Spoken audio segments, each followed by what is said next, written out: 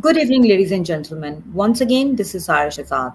Welcome to CxO TV, where innovation meets ideas for growth via our knowledge sharing platform, CxO Global Forum. Joining us today, Mr. Furrukh Sohail, Executive Vice President at NorthBay Solutions. Good evening, Mr. Sohail. How are you today? Good evening, Saira, and evening, everybody who's on this live stream. I'm good. First of all, thank you very much to be a part of our show.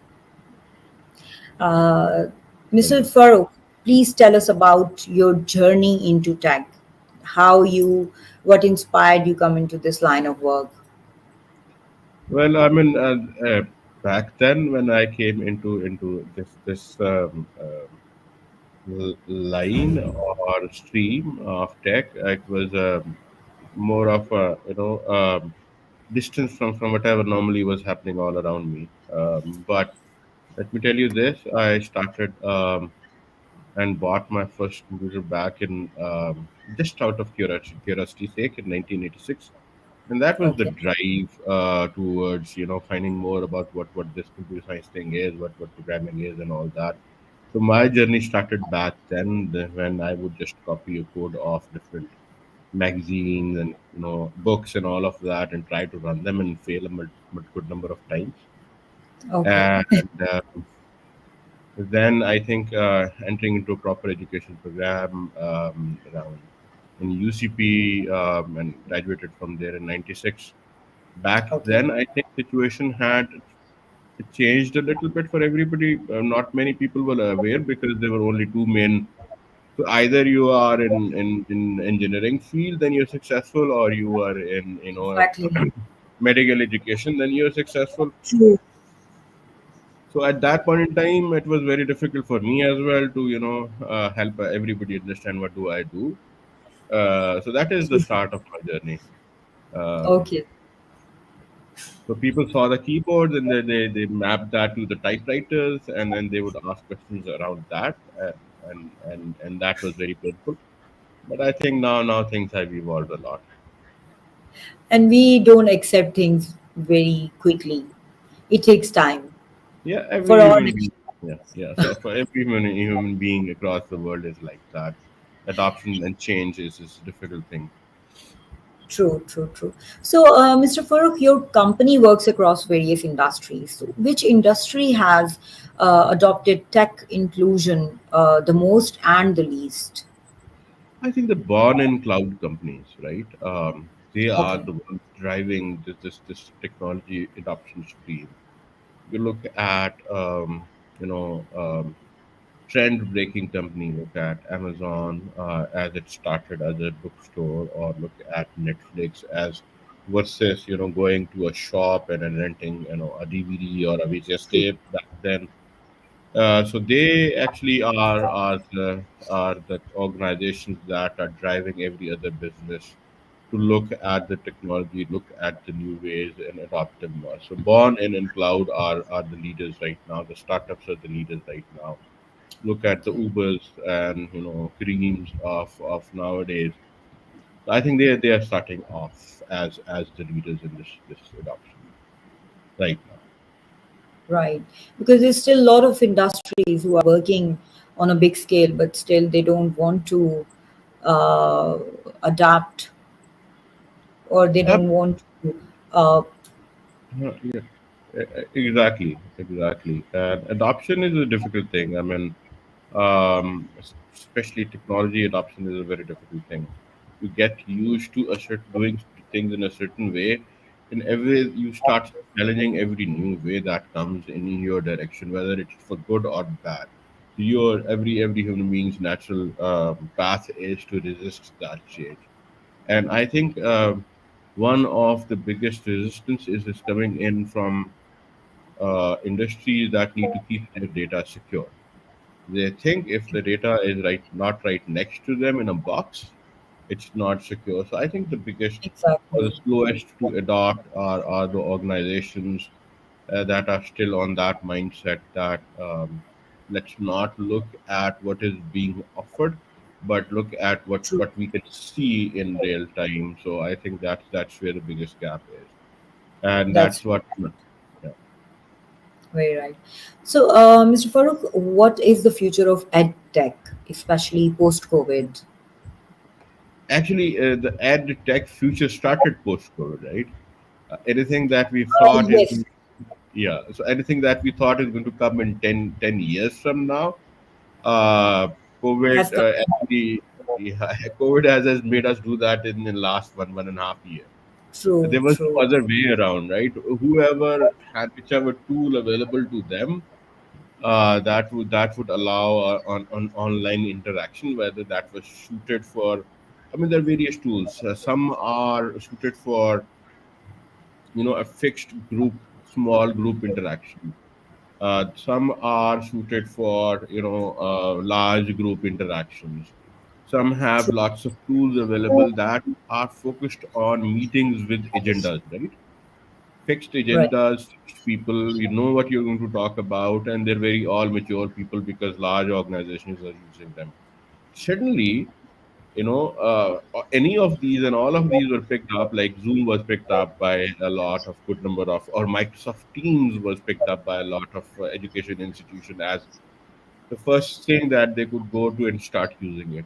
They were not designed for a classroom interaction. Classroom Okay. interaction is very different. So I think it's going to start with this first step of starting to use something new now. But then you look at how we learn by interacting in group, people talking over each other, right?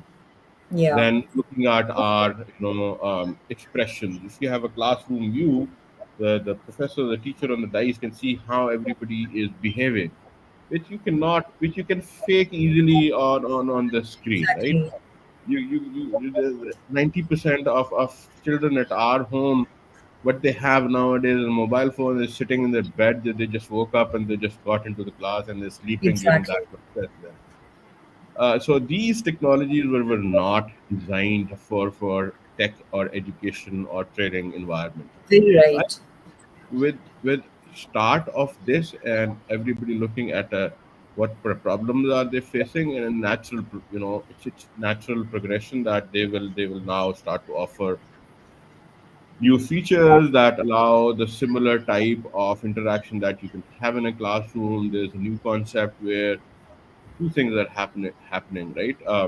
Nowadays, especially with COVID, there's a situation where hybrid classroom interactions are happening with the teacher in the class with 50% of the classroom, 50% on the online.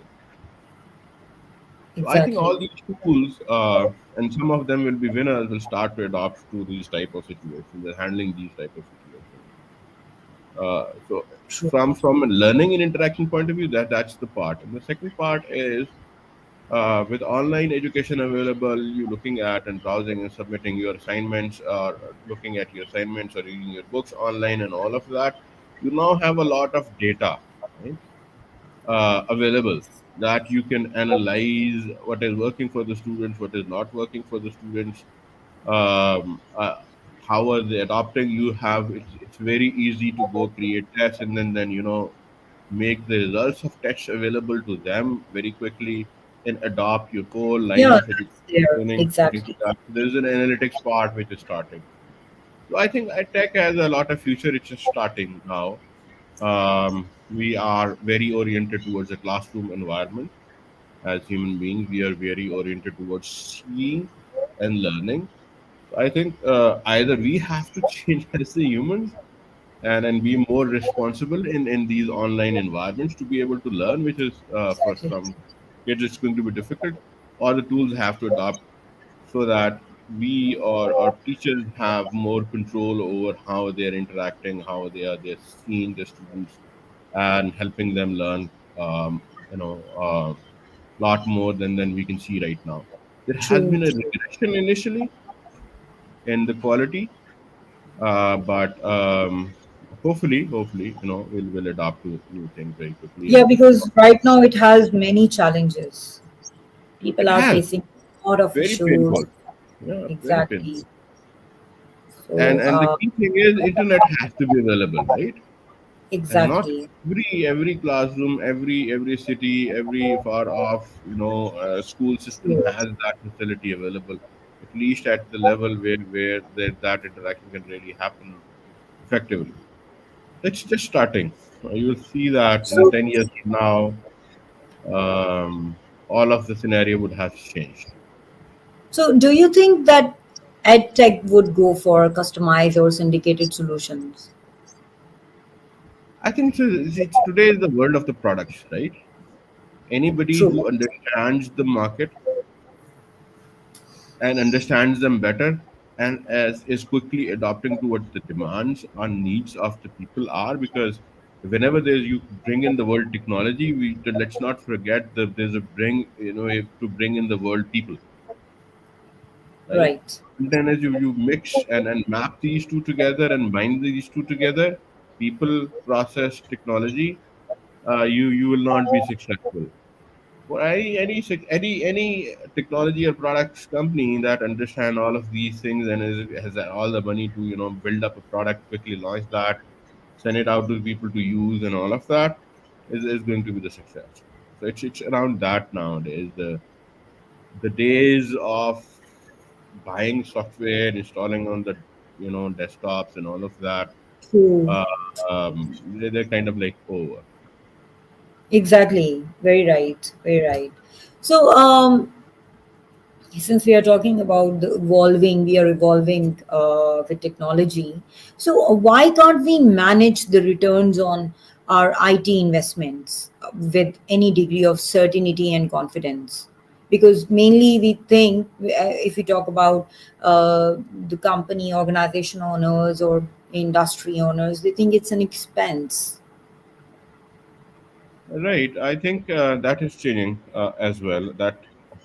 So I blame that a lot to freely available, too much freely available software that has created that perception that it is for free. If they were everybody was buying, paying for proper licenses, they would not think that.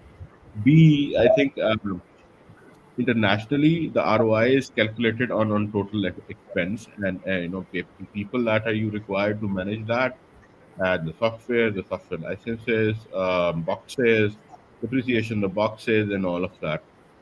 I think the new generation of industrialists, I think they're adopting to that concept a lot. We Yes, had that question coming to everybody's mind about 8-10 years back, where they would compare a software or IT related sales. But look at, I mean, compared to those guys, look at all the international companies. Can somebody compete with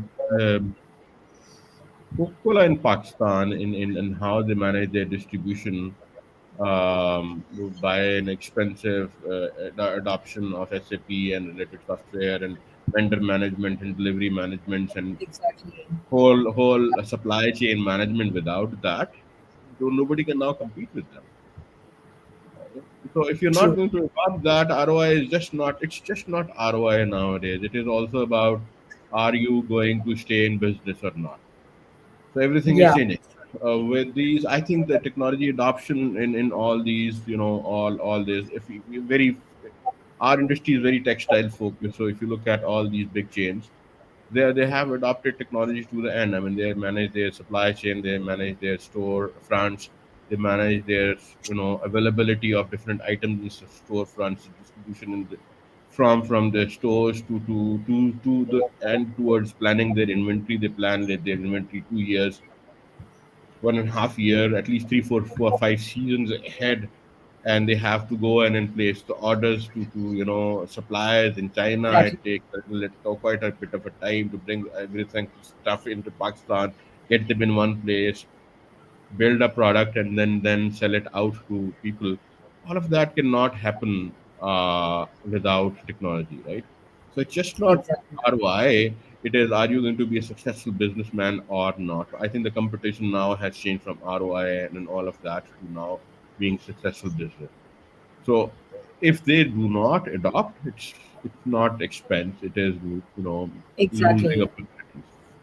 Because there are still such people, such top guys, those who have very young brains, very fresh minds with lots of ideas, working as a team with them. It must be very challenging and frustrating for them how to deliver. Uh, Young guys in terms of my team or the customer side. Any no, like there is an organization, so the top guy is not wanting to go that digital or something like that. So the team working They, for him. they will lose those guys, right? Either Exactly. yeah. So they will eventually go to the companies that are ready to make that adoption happen. True, true. Look what microfinance and fintechs is, adoption in Pakistan is doing. They are creating new businesses, new business opportunities for by using that mobile phone and offering products, banking products just over the mobile phone, on tapping into look at Exactly.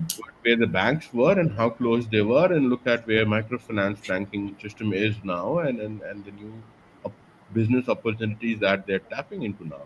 So if your organization is failing to adopt, then they do not need those next gen Exactly. you know technical leadership in their team. They're supposed to go work somewhere else, or build their careers there. So it's kind of like simple as that. So Exactly.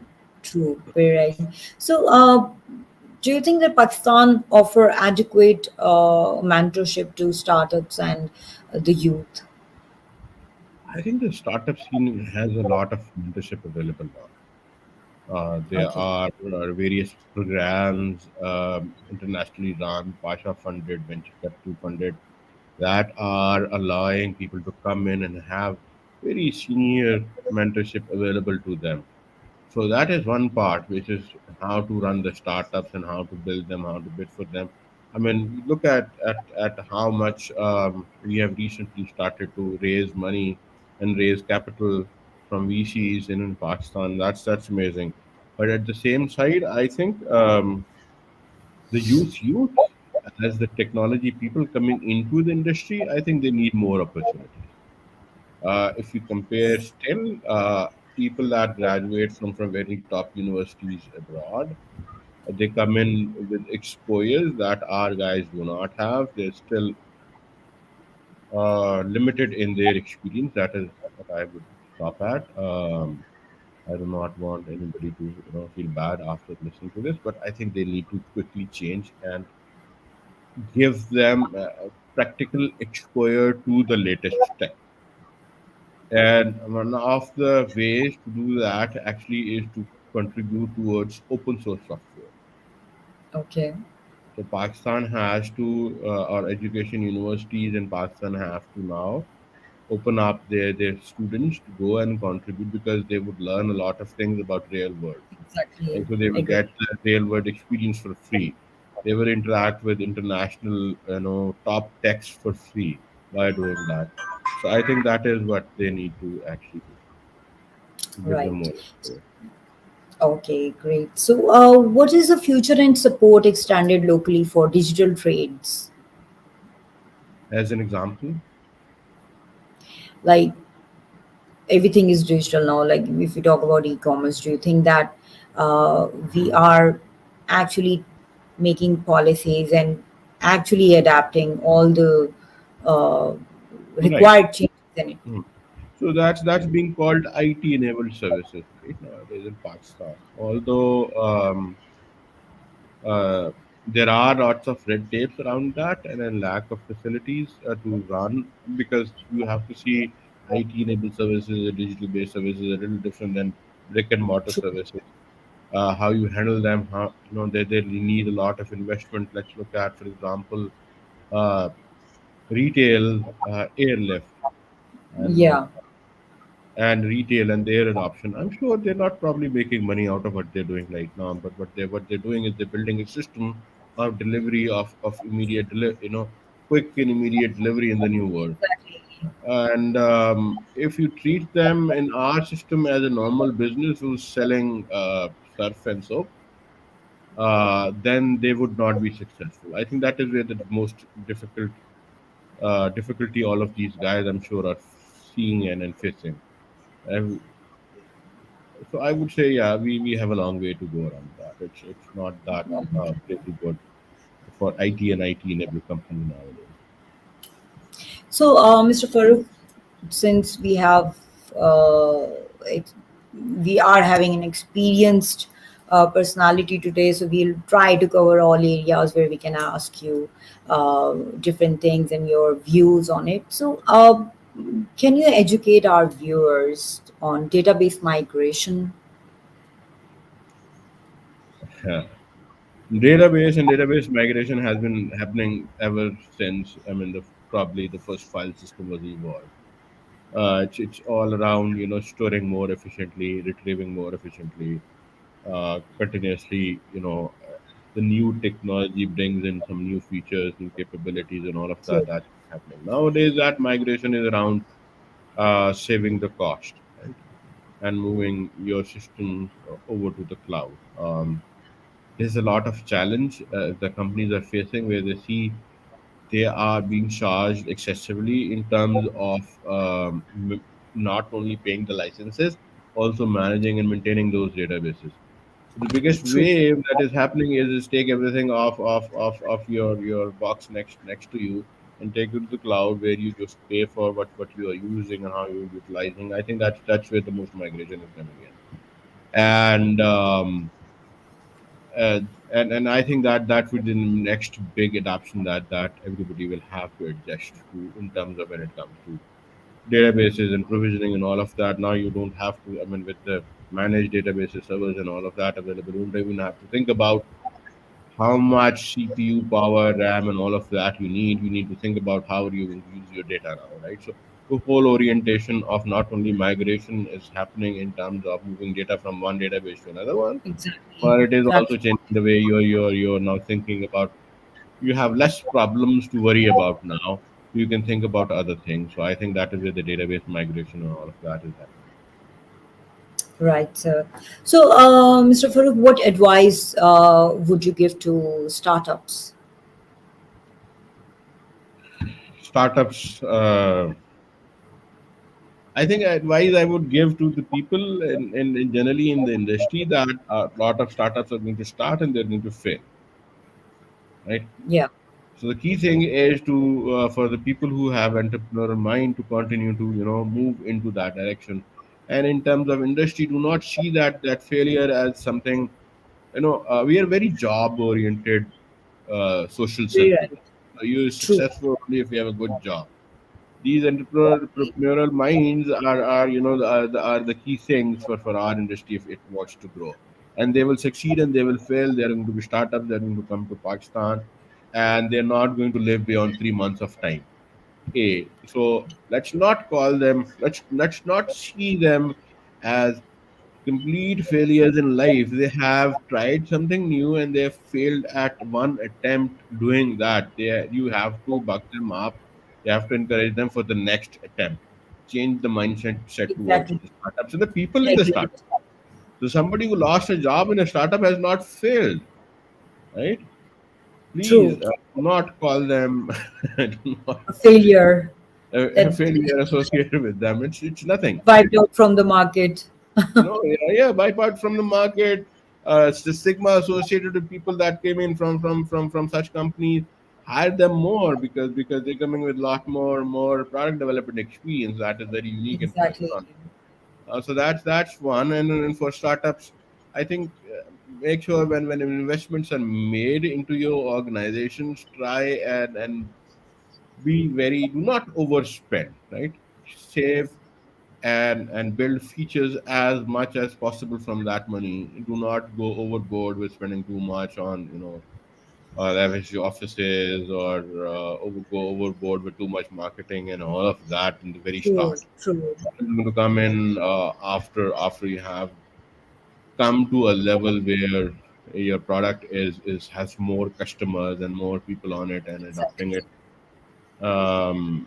So I think they will have to cut that balance somewhere in terms of how they spend their money. So be very frugal And about importantly, whoever is coming with the product in the market, they should be very much focused, and a proper recce research and need of the product should be very important.